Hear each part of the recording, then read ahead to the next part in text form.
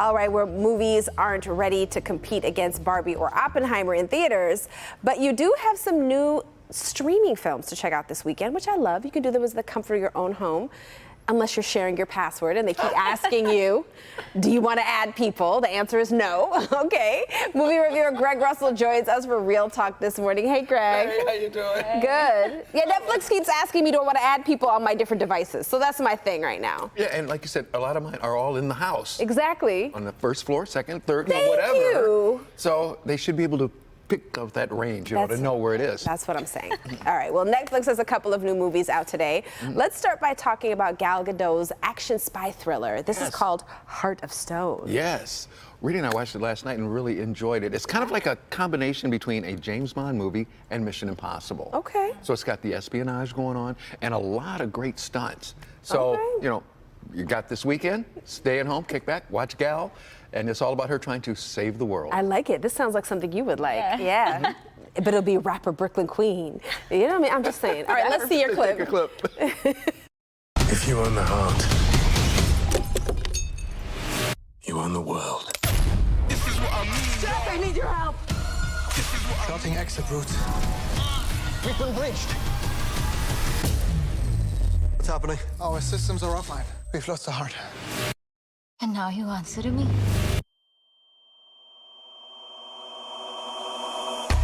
You're compromised. Don't know if you can be trusted. I'm standing you down, Rachel. I don't care. We have no idea what they're capable of. I need to shut it all down. Showtime! Ooh, very exciting. It is. How many reels for this one? 4 for sure. I mean, Really? it's a lot of fun. Also, you can watch it at home on one of your many devices that has your code. Thank you, Greg. We all have the same struggles. All right. This looks great. And I'm a huge fan of Gal, as you know. Yes, so. absolutely. All right. Up next, a new miniseries out on Netflix. And this one stars Matthew Broderick, who we haven't seen in a while. What is Painkiller all about? In fact, Netflix sent me an email saying, we think we have a new movie out that you'll like. And it suggested this. What's it about? It's all about the opioid epidemic that happened like 20 years ago. And the company that made the drug, how they knew it was hooking people, but they were making more money. So that's what it's all about. Wow. And Matthew Broderick plays the guy who runs the company, who is like, hey. Oh, well? Oh, well. Kind of thing? But it's very gripping, I won't lie. Got a chance to talk to the director and also the writer, and we even mentioned the fact that this is when you start watching, you're just going to stay there. So here we go. Wow. If your goal was to put together such an intriguing 6-part series that once a person got to the end of one episode, they could not turn off and continue and watch all 6 in a row, you succeeded. Well, that's, by the way, my work is done. that is It happened. It worked for you. That's always the struggle, and when you're dealing with a subject matter like this, that's the challenge. There are things that you can only watch an hour at a time. And I heard that about Narcos. There were people who were like, we could only handle an hour. And then we kind of needed to go and process. And in terms of what we intended to do and have achieved, I think that's the best endorsement we can get, the fact that you continue to watch all the way down the line. So thank you for saying so. And then Barry, here you are, Pulitzer Prize winning author who wrote the book. Talk a little bit about what even got you intrigued back then. I mean, just about this story that really was capturing the nation. Well, back then, I first got involved in 2001. I was a reporter at the New York Times, and we got a tip that there was a brand new drug called OxyContin that was running wild on the streets of Appalachia. And I got totally drawn into it because I realized I've become an eyewitness to the biggest prescription drug disaster of our lives. Wow. This seems like it is intense. It really is. And once again, I started watching at noon, and I wasn't done until 6 p.m. Oh, wow. 6 episodes, all 1 hour. Some shows will do it like that. Yeah. They'll have you fixated and you're planning everything else that you have to do around that show. All right, well, there's also a new movie in theaters that's getting us all prepared for the Halloween season. It's August because it's all about Dracula. I had to throw that in there. It's called The Last Voyage of Demeter. Did I say that right? Demeter. Demeter? Yeah, yep. Tell us about it. Like you said, it's bringing Dracula back. Okay. Universal. And it's all about how there's this ship that's leaving Carpathia, going to London, and it's got these large crates on it that resemble Okay. something. Are we about to be freaked out? Oh, well, possibly.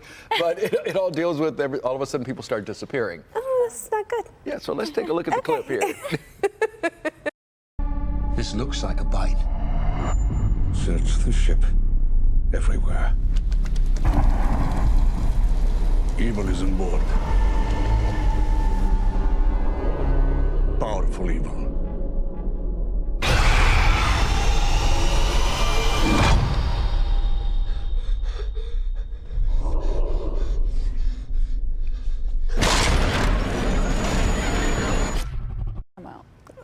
Ask it again, Brooklyn. When does this come out? By chance, today. It is out right now for you. You hear that? We're going to the movies. I see. You like scary movies. I don't. I mean, they're praying like, please don't come harass me in my dreams. You just gotta know, like, okay, This is fake? Yeah.